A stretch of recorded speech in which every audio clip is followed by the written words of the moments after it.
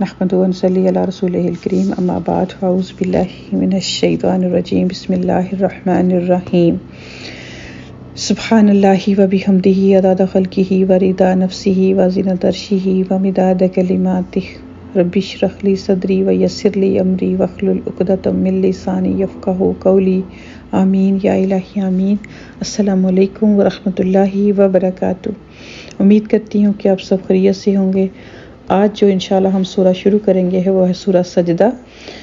اس کے بارے میں ہم پہلے تھوڑا سا جان چکے ہیں کہ نبی پاک صلی اللہ علیہ وآلہ وسلم جو تھے رات کو سورہ ملک اور سورہ سجدہ کی باقی اذکار کے ساتھ تلاوت فرماتے تھے، اور ہمیں بھی کرنی چاہیے۔ اگر اس کو بھی آپ اگر یاد کر چکے ہیں سورہ ملک کی طرح اگر نہیں کی تو اس کو آپ کر سکتے ہیں۔ چھوٹی سی سورہ ہے، بہت ہی مینفل ہے، تو ایک آیا کو بھی اگر آپ لیں گے تو 30 ڈیز میں، ایک ماہ میں جو ہے آپ اس کو پورا کر سکیں گے۔ اس کا فائدہ ہوگا کہ جب آپ کو چیزیں یاد ہوتی ہیں تو پھر آپ آرام سے جو ہے ان کو پڑھ لیتے ہیں۔ کس چیز کی بک کی، قرآن پاک کو کھولنے کی پھر آپ کو ضرورت نہیں پڑتی، لیکن جب تک آپ یاد کر رہے ہیں اس وقت ہم یہ کر سکتے ہیں کہ ان کو تلاوت لگا کے سنیں اور ساتھ ساتھ پڑھیں، یا پھر دیکھ کے پڑھنے کا اہتمام کریں جب بھی پاسیبل ہو۔ اور جب زبانی یاد ہو جائے گی تو پھر اس کا یہ بھی بینیفٹ ہوگا، آپ نماز میں بھی اس کو پڑھ سکیں گے نا، تو کوشش ضرور کیجیے گا انشاءاللہ۔ تو شروع کرتے ہیں اس کو۔ اعوذ باللہ من الشیطان الرجیم بسم اللہ الرحمن الرحیم۔ الف لام میم، الف لام میم، تنزیل الکتاب لا ریب فیہ، اس کتاب کا نزول جس میں کوئی شک نہیں ہے، من رب العالمین، تمام جہان والوں کے رب کی طرف سے ہے۔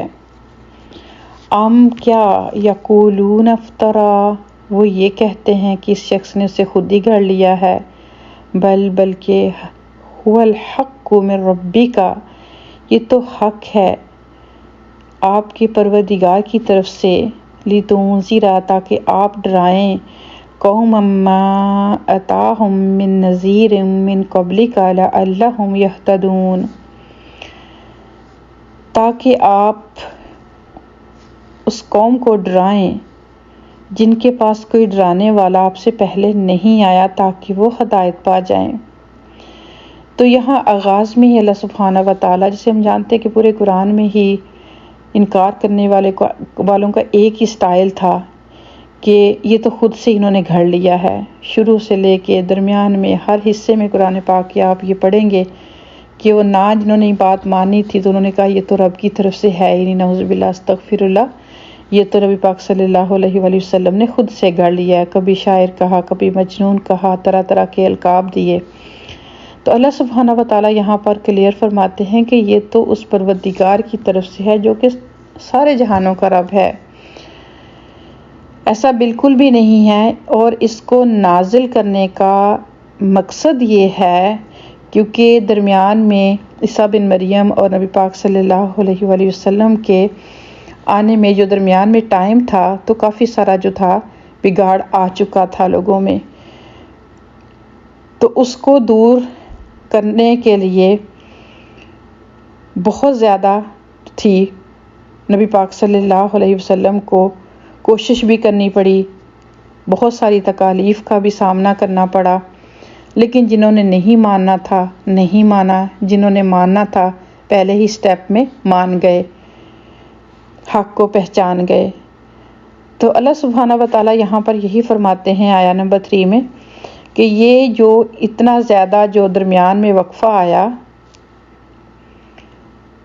اس قوم کو جن کو آپ سے پہلے کوئی ڈرانے والا آیا ہی نہیں، ان کی نسلیں گزر گئیں، تو آپ ان کو آگاہ کریں ان باتوں سے قرآن پاک کے ذریعے، اور اس لیے کہ یہ ہدایت پا جائیں۔ پھر آگے اللہ سبحانہ و تعالیٰ آیا نمبر 4 میں اپنی تخلیق پر بات کرتے ہیں۔ اللہ الذی خلق السماوات والارض وما بینہما فی 6 ایام ثم استوی علی العرش، اللہ سبحانہ و تعالیٰ یعنی کہ جس نے یہ کتاب نازل کی ہے، اللہ تعالیٰ وہ ذات پاک ہے جس نے آسمانوں کو اور زمین کو جو بھی کچھ بھی اس کے درمیان ہے 6 دنوں میں پیدا کیا اور پھر وہ آسمان پر مستوی ہوا۔ ما لکم من دونہ من ولی ولا شفیع، نہیں تمہارے لیے اس کے بغیر، اس کے علاوہ کوئی مددگار اور نہ ہی کوئی سفارشی۔ افلا تتذکرون، کیا تم اتنا بھی نہیں سمجھتے؟ پھر اللہ سبحانہ وتعالیٰ فرماتے کہ دیکھو ایک عام فہم بندہ بھی جب ان 2 چیزوں کا ذکر کیا جاتا ہے، اب آپ دیکھیں کہ آسمانوں کی طرف دیکھیں، زمین کی طرف دیکھیں اور جو کچھ اس کے درمیان ہے، تو اللہ سبحانہ و تعالیٰ ہی اس کے مالک ہیں۔ اور اللہ تعالیٰ نے یہاں پر بتایا کہ ان ساری چیزوں کو 6 دنوں میں پیدا فرمایا۔ کیا تمہیں اتنی سی بات بھی سمجھ نہیں آتی؟ کیا تم اس پروردگار کو نہیں پہچانو گے؟ کیا تمہاری عقل نہیں کام کرتی؟ پھر فرمایا یدبر الامر من السماء الی الارض، تدبیر وہی فرماتا ہے، یعنی کہ چاہے وہ کوئی کام چھوٹا ہے یا بڑا ہے، آسمان سے الی الارض، زمین کی طرف، یعنی کہ جو کچھ بھی نظام چلتا ہے سب کی تدبیر کہاں ہوتی ہے؟ آسمان سے زمین تک اللہ سبحانہ تعالیٰ ہی فرماتے ہیں۔ ثم یعرج الیہ فی یوم کان مقدارہ الف سنۃ مما تعدون، پھر رجوع کرے گا ہر کام اس کی طرف اس روز جس کی مقدار 1000 سال ہے، اس انداز سے جس سے تم شمار کرتے ہو۔ اب اکثر یہ ہم جب پڑھتے ہیں قرآن پاک میں اس بات کو یہاں پر کلیئر کیا گیا کہ ہم کہتے ہیں، ہم جب امیجن کرتے ہیں کہ جب بھی پڑھتے ہیں کہ اللہ تعالیٰ نے زمین اور آسمانوں کو اور جو کچھ اس کے درمیان ہے 6 دنوں میں پیدا کیا، یہ وہ گنتی نہیں ہے جو کہ ہم گنتی کرتے ہیں۔ اس آیا میں اللہ تعالیٰ نے اس بات کو کلیئر کیا کہ جو تم کاؤنٹنگ کرتے ہو، جو تمہاری گنتی ہے، جس کی مقدار 1000 سال ہے، یعنی کہ ہمارا 1000 سال اللہ تعالیٰ کی نظر میں کی گنتی کے برابر ایک ہے، یعنی کہ جس کا تم شمار کرتے ہو۔ ذالک، یہ عالم الغیب والشہادۃ العزیز الرحیم، وہی جاننے والا ہے ہر پوشیدہ اور ظاہر کا، سب پر غالب، زبردست، بہت زیادہ رحم فرمانے والا۔ تو یہاں پر اللہ سبحانہ تعالیٰ کی 2 صفات آئیں، بلکہ 3 آئیں، کہ وہی تو ہے ہر چیز، یعنی کہ جو چھپی ہوئی ہے یا ظاہر ہے اس سب کو وہ جانتا ہے۔ الذی، وہ ذات پاک، احسن کل شیء خلقہ، وہ جس نے بہت خوب بنایا جس چیز کو بھی بنایا۔ وبدأ خلق الانسان من طین، اور ابتدا کی انسان کی گلی مٹی سے، گارے سے۔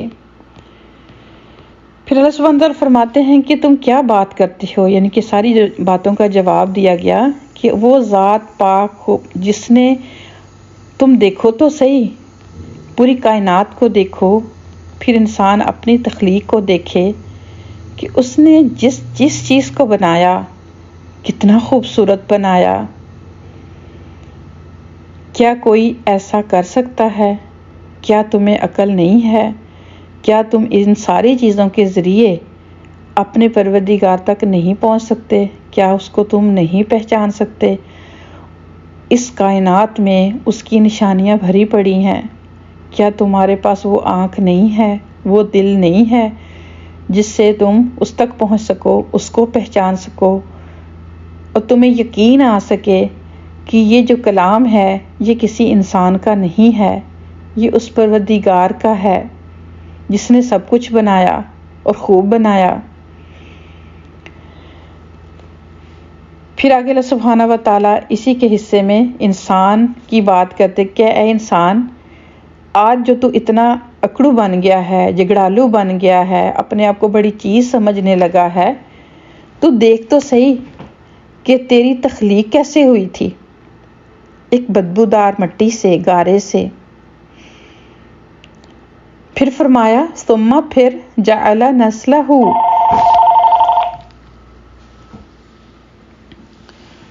پھر یہ نہیں کہ تمہیں بنا کے چھوڑ دیا،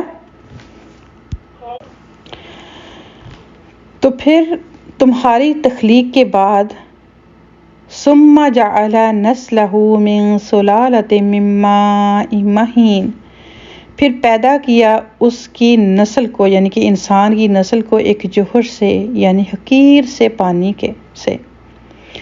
ثم پھر سواہ، پھر برابر کیا، درست کیا، ونفخ اور پھونک دی، فیہ اس میں، من روحہ روح، وجعل اور بنایا، لکم تمہارے لیے، السمع کان، والابصار آنکھیں، والافئدہ اور دل، قلیلا ما تشکرون اور بہت ہی کم شکر جو تم ادا کرتے ہو۔ اب اللہ سبحانہ و تعالی شکوہ فرماتے ہیں، جیسے کہ ابھی ہم نے ریسنٹلی سورہ ملک میں بھی ان 3 چیزوں کا ذکر تفصیل سے پڑھا کہ دیکھو انسان تو ہے کیا، تیری اوقات کیا ہے، تیرا آغاز کہاں سے ہوا،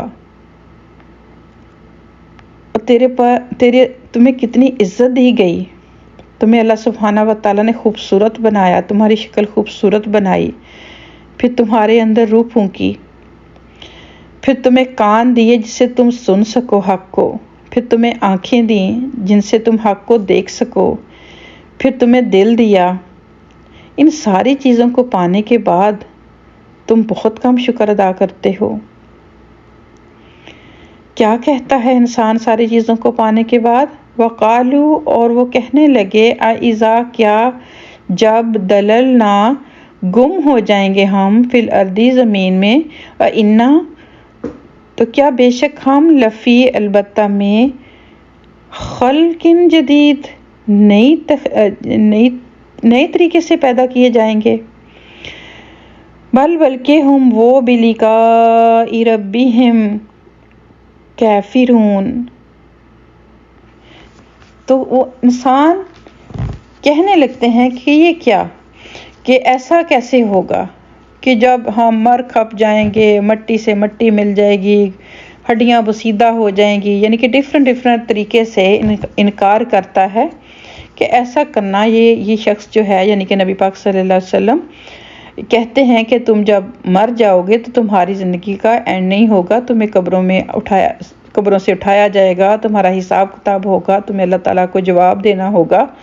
تو یہ کیا کہتے ہیں کہ نہیں یہ تو بس یہ تو ایک جھوٹی بات ہے، یہ تو بس سٹوریاں ہیں، ایسا کچھ بھی نہیں ہوگا۔ اللہ تبارک تعالیٰ فرماتے ہیں کہ یہ اس لیے کہتے ہیں کہ یہ اپنے رب کی ملاقات سے انکار کر رہے ہیں، یعنی کہ ان کو یہ ساری باتیں اس لیے کہہ رہے ہیں کہ ان کو اس چیز کا یقین نہیں ہے، اور اس چیز کا اپنے پروردگار کی، جو اب ان کا خالق ہے، مالک ہے، مدبر ہے، اس کا انکار کر رہے ہیں۔ آپ فرما دیجئے، قُلْ يَتَوَفَّاكُم مَلَكُ الْمَوْتِ الَّذِي وُكِّلَ بِكُمْ ثُمَّ إِلَىٰ رَبِّكُمْ تُرْجَعُونَ۔ نبی پاک صلی اللہ علیہ وسلم آپ فرما دیجئے، جان قبض کرے گا تمہاری موت کا فرشتہ جو تم پر مقرر کر دیا گیا ہے، پھر تم اپنے رب کی طرف لٹائے جاؤ گے۔